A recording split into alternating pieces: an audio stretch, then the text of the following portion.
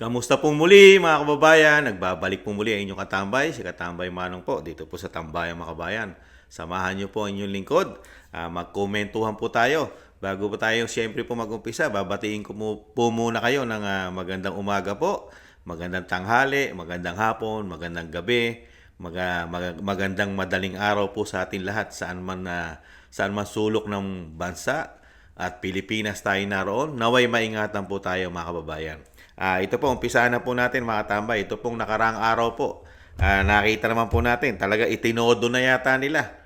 Itinodo na yata nila mga katambay. At talagang napakarami raw pong grupo ang nagtipon-tipon daw po sa EDSA Shrine para daw po pabagsakin ang Vice President. At hilingin na rin po sa Kongreso na talagang ituloy na ang impeachment po ng Vice President. Sa kabila naman po na yung kanyang ama na si dating Pangulong Duterte, alam naman po natin, di ba, nagpahayag po ng napakalaki pong anomalya na pinirmahan po, di po ba, ng presidente ng Pilipinas.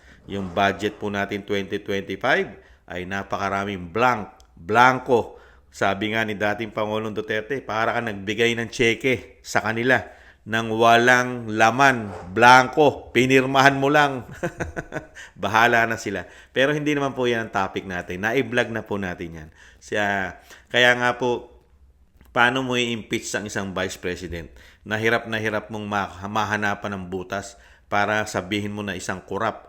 Mismo ang COA. Ang COA na mismo ay hindi po nagsasabi na korap at kinurap ng Vice President ang kanyang pondo, lalong-lalo ang kanyang confidential fund. Pero ito, ano aasahan mo sa kanila?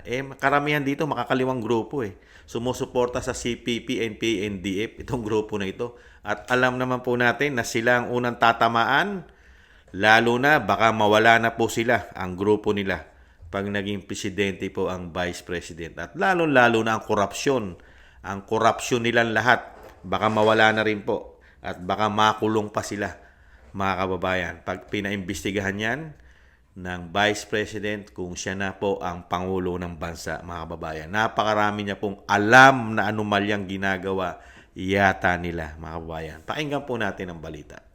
Sa ibang balita, nananawagan ang ilang grupo sa Kamara na aksyonan na ang mga impeachment complaint laban kay Vice President Sara Duterte. Pero para kay President Bongbong Marcos, hindi ito praktikal na isulong sa ngayon. Nasa front line ng balitang yan, si Elaine Fulgencio. Impeach Sara Duterte!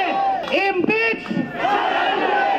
Yan ang sabay-sabay na sigaw ng iba't ibang grupo sa harapan ng EDSA People Power Monument sa Quezon City kanina. Ang kanilang panawagan, patalsikin sa kanyang pwesto si Vice President Sara Duterte.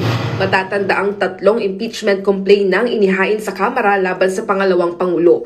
Nag-ugat ang mga ito sa umano'y maanumalyang paggasta ni VP Duterte ng confidential funds ng Office of the Vice President at noong siya ay kalihim pa ng Department of Education.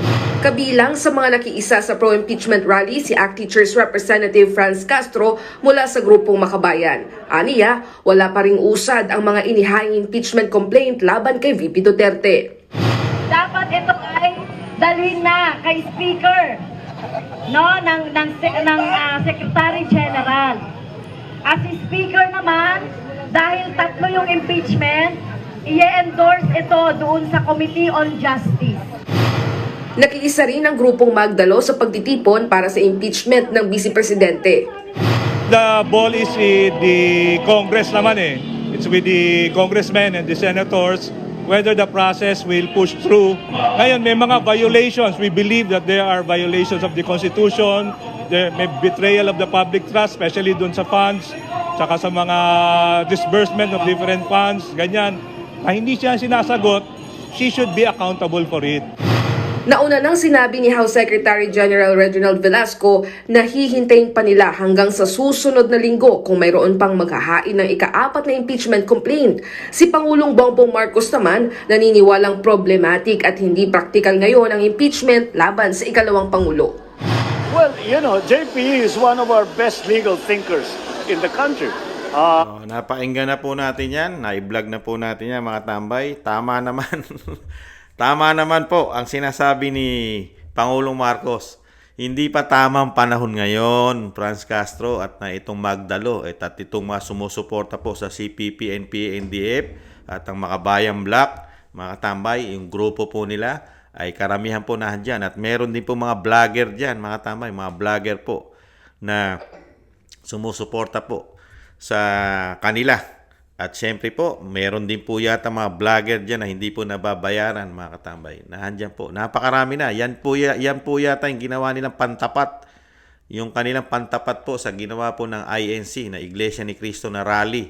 Yan po, kakaunti po, mga tambay. Sila lang po talaga ang may gusto na ma-impeach ang Vice President. Nakita nyo po, puro po sumusuporta halos sa mga kaliwang grupo yata ang gustong magpabagsak sa Vice President. Samantalang ang majority ng Pilipino ay naniniwalang walang ginawang anomalya ang Vice President dahil nakatutok ang Pilipino sa report ng COA. COA lang kasi ang tanging institusyon na may karapatan mag-audit ng mga politiko, lalo na mga ahensya ng gobyerno, kasama po ang opisina ng Vice President, kasama sana, inimbestigahan din po sana ang opisina ng Presidente dahil napakalaki pong pondo ang hinahawakan niyan taon-taon. How many billions of pesos? Confidential and intel pan pa lang, hindi na bababa sa 10 bilyon ang hinahawakan niyan sa loob ng 12 buwan. Samantalang sa Vice President, gigil na gigil sila sa 125 million confidential fund, intel fund. Samantalang sa Presidente, wala sila nakikita. Samantalang ngayon, may pinaputok pa ang ating Pangulo na napakatindi po. Ito po isa pong pagtataksil po ito. Isa pong krimen na pwede pong ma-impeach ang Pangulo at makulong ang Pangulo sa ginawa po nila sa 2025 national budget po natin. Kung ito po ay maapapatunayan, pero sa panahon po ngayon, sino mag-iimbestiga? Kontrolado nila lahat.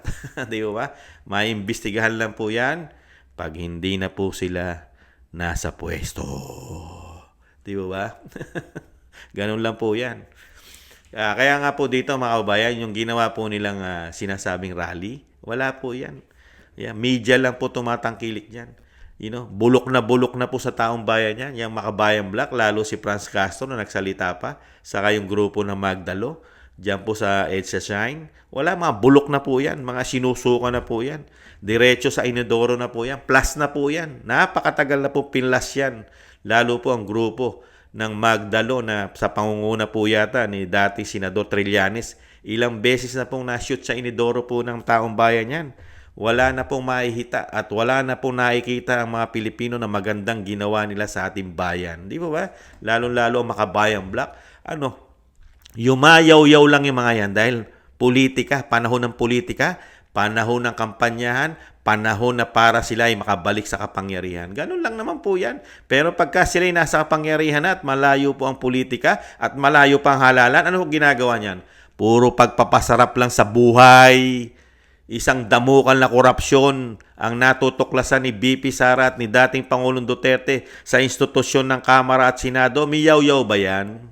Nada. Wala. Kaya yung mga yan, pera-pera din yan.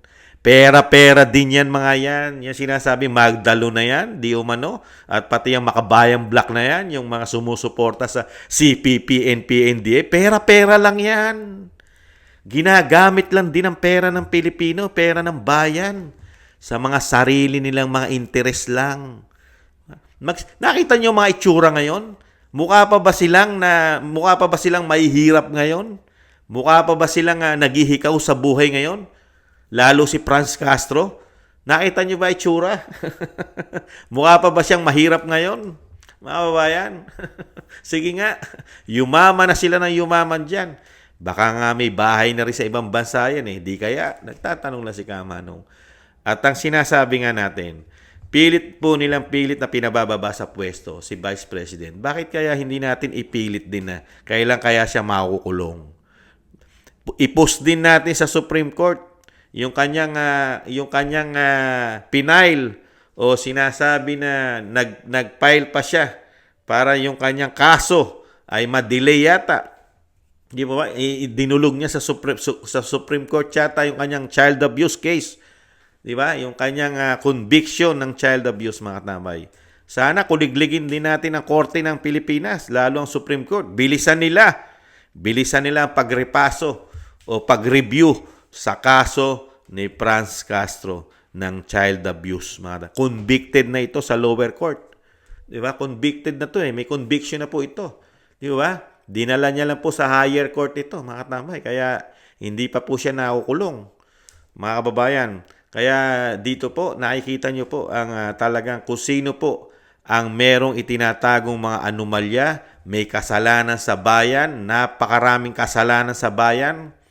Katulad po ng NPA, napakahabang panahon na po na napakaraming kasalanan sa bayan niya, napakaraming pinagpapatay niyan.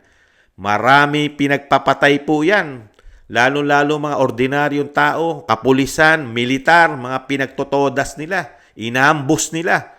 Ano po ang makikita mong kabutihan sa mga sinusuportahan po nito? Sila po ay nakasuporta po yata dyan, lalo ang Makabayan Black. Lalo-lalo si Franz Castro, ang sinusuportahan niyang grupo. Yata ay puro mamamatay tao na salot po ng lipunan na dapat po iwakasan na. Kaya nagtataka rin po tayo sa Magdalo. Mga tamay, nakikiisa po ang Magdalo. Mukha po yata ang Magdalo ngayon ay sumusuporta na rin po yata sa mga kaliwang grupo. Mga tambay, iba na po yata ang pinaglalaban ngayon ng Magdalo, mga tambay. Nagtataka lang po ang inyong lingkod. Nagtatanong lang po. Kaya dito po, sa ginawa po nilang ito, wala na pong bisa ito. Wala nang value ito. Kahit maggapang-gapang ka pa dyan, maggulong-gulong pa kayo dyan. Mga kababayan, kahit po mapatid na ang mga litid nyo, kakahiyaw dyan, kaka-impeach,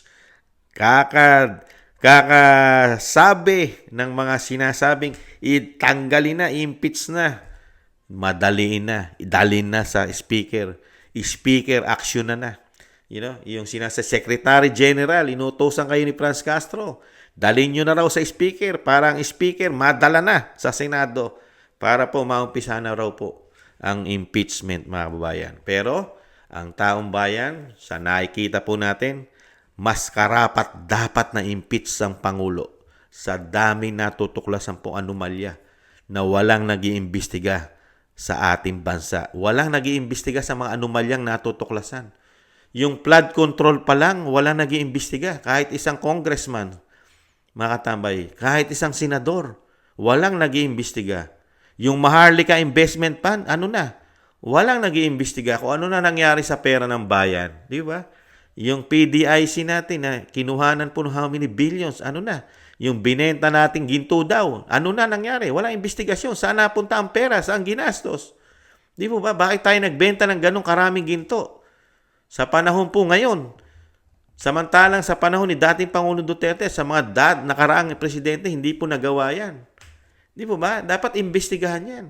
At yung pera po sa PhilHealth na tanggalan mo yung mga nag-contribute nating mga kababayan, tayo nag-contribute, kuhanan mo ng how many billions? 60 billions. Di ba? At ang GSIS, SSS. Di ba? Tapos ngayon, 2025 national budget natin, ang dami pong anomalya.